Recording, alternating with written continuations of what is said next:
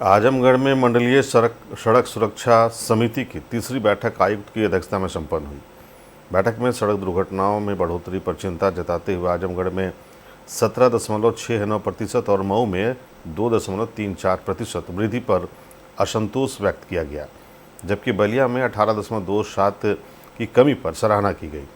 आयुक्त ने black spot सुधार, अवैध कट बंद करने, हेलमेट, सीट बेल्ट चालान बढ़ाने और स्कूल वाहनों की विशेष जांच के आदेश दिए हैं।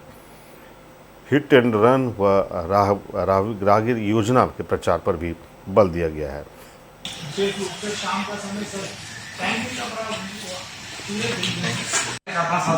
ठीक है।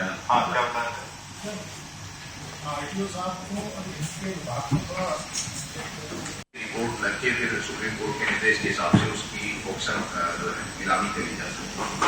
ये प्रक्रिया है, इसमें कोई विधि का अड़चन नहीं हो, सबसे आसान इसको वरिष्ठ अधिकारियों महानुभाव स्वागत है। अच्छा